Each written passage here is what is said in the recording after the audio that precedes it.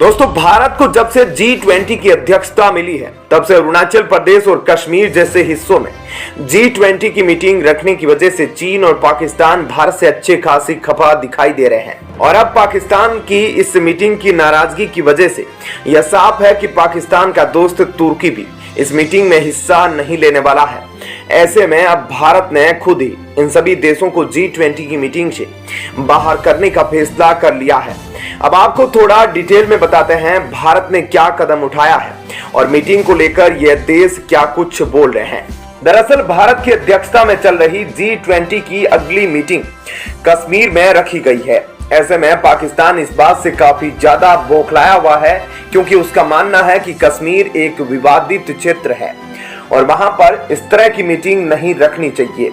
हालांकि जम्मू कश्मीर को भारत अपना हिस्सा मानता है, इसलिए पाकिस्तान की हर बात को इग्नोर कर दिया जाता है और भारत में हो रही G20 की अगली मीटिंग में दुनिया के कई बड़े बड़े देश शामिल होने वाले हैं सिवाय पाकिस्तान और तुर्की के। दोस्तों, यह बात तो जग जाहिर है कि तुर्की और पाकिस्तान काफी अच्छे मित्र हैं। तो ऐसे में एक देश का ना आना या एक देश का इस मीटिंग को विरोध करने का मतलब है कि दोनों ही देश मीटिंग में शामिल नहीं होंगे। वहीं पाकिस्तानी मीडिया इस तरह का बयान दे रही है कि हमें तो G20 समिट में जो कश्मीर में हो रही है वहां पर बुलाया भी नहीं गया है। इसके जवाब में हम आपको बता दें कि भारत द्वारा हर देश को न्योता भेजा गया है। इससे पहले जब अरुणाचल प्रदेश में G20 की मीटिंग थी उस दौरान चीन को भी न्योता भेजा गया था, लेकिन चीन फिर भी इस मीटिंग में नहीं पहुंचा था।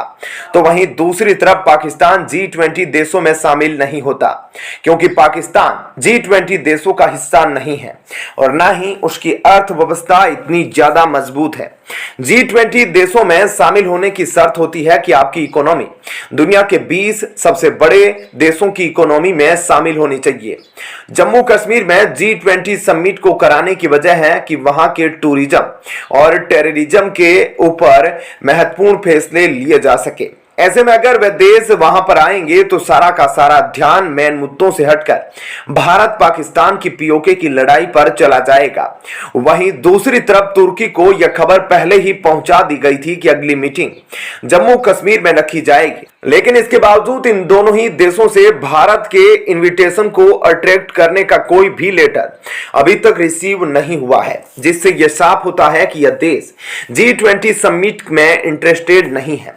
लेकिन बावजूद उनके झूठे बयानों से भारत की तस्वीर को यह खराब करने की कोशिश कर रहे हैं। यही वजह है कि कश्मीर में होने वाली इस मीटिंग से दोनों ही देश बेदखल हो चुके हैं। तो वहीं लंबे अरसे से देखा जा रहा है कि भारत और पाकिस्तान एक दूसरे से जितनी हो सके दूरियां मेंटेन रखते हैं, लेकिन बड़े ही लंबे अरसे बाद पाकिस्तान के फॉरेन मिनिस्टर भारत की जमीन पर अपने कदम रखने वाले हैं क्योंकि पाकिस्तान के विदेश मंत्री बिलावल भुट्टो SCO बैठक में हिस्सा लेने के लिए गोवा आ रहे हैं। और आपको बता दें कि SCO के विदेश मंत्रियों की बैठक 4 से 5 मई को होगी और इस बात की जानकारी खुद पाकिस्तान के विदेश मंत्री ने दी है कि भारतीय विदेश मंत्री S जयशंकर के न्योते पर पाकिस्तान के विदेश मंत्री भारत आएंगे। भारत के विदेश मंत्रालय के प्रवक्ता का कहना है कि यह दौरा भारत की SCO चार्टर के प्रति कमिटमेंट और क्षेत्र में हमारी इंपोर्टेंस को दिखाता है। हालांकि यह देखना दिलचस्प इंटरेस्टिंग होगा कि पाकिस्तान के विदेश मंत्री के भारत दौरे के बाद क्या भारत और पाकिस्तान के बीच रिश्ते सामान्य हो पाएंगे या नहीं। वैसे दोस्तों, आपके हिसाब से क्या भारत को पाकिस्तान से अपने रिश्ते अच्छे करने चाहिए या नहीं, इस बारे में हमें अपनी राय कमेंट करके जरूर बताएं। और अब आपको बताते हैं ऐसी ही एक और बड़ी खबर। दोस्तों, जैसा कि आप सभी जानते हैं कि भारत काफी समय से UNSC की स्थायी सदस्यता पाने का प्रयास कर रहा है, लेकिन तब भी भारत ऐसा करने में सफल नहीं हो पा रहा। और इसी बीच अब UN ने सारी हदें पार करते हुए एक ऐसी हरकत की है जिससे भारत को और भी ज्यादा गुस्से में ला दिया है। तो चलिए अब आपको इस खबर के बारे में थोड़ा विस्तार से बताते हैं कि आखिर UN ने ऐसा क्या कुछ किया है। दरअसल संयुक्त राष्ट्र जनसंख्या कोष, जिसे अंग्रेजी भाषा में यूनाइटेड नेशन पॉपुलेशन फंड भी कहा जाता है, उसने भारत का गलत नक्शा जारी करके एक नया विवाद शुरू कर दिया है। हाल ही में जारी की गई रिपोर्ट में भारत का जो नक्शा दिखाया गया है उसमें पीओके को पाकिस्तान का हिस्सा और इसके साथ ही चीन के कब्जे वाले लद्दाख के हिस्से को भारत से अलग क्षेत्र दिखाया गया है। भारत के हिसाब से पूरा जम्मू कश्मीर और लद्दाख भारत का अभिन्न हिस्सा है। और दोस्तों, कोई पहली बार ऐसा नहीं है कि यूएन ने इस तरह की गलत हरकत भारत के साथ की हो।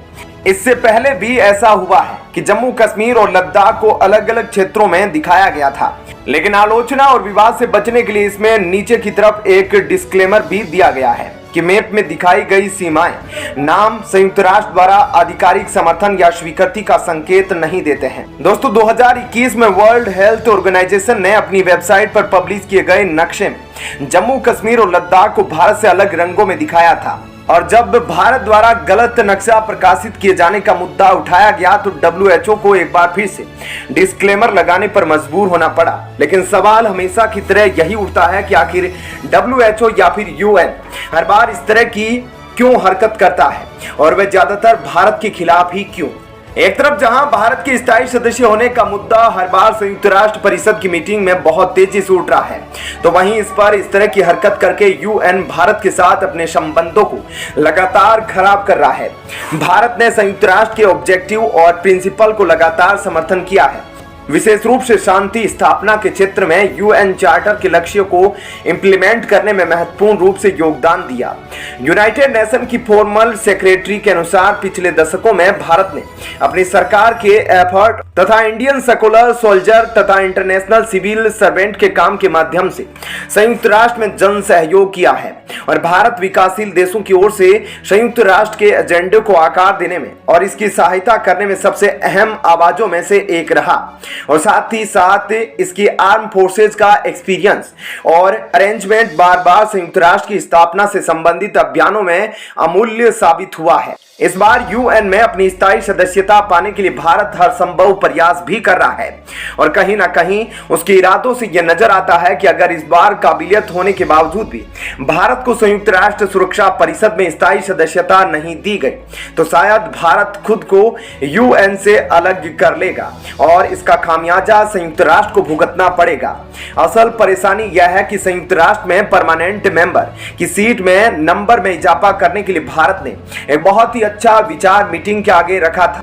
लेकिन दोस्तों, एक बार फिर से चीन बौखला गया, क्योंकि चीन कहीं ना कहीं इस बात को जानता है कि अगर भारत संयुक्त राष्ट्र का स्थायी सदस्य बन गया तो ऐसे में चीन के बुरे दिन शुरू हो जाएंगे। स्थायी सदस्यता पाने के लिए भारत अकेला ही दावेदार नहीं है, भारत के साथ साथ जापान, ब्राजील और जर्मनी जैसे कुछ देश और भी शामिल हैं।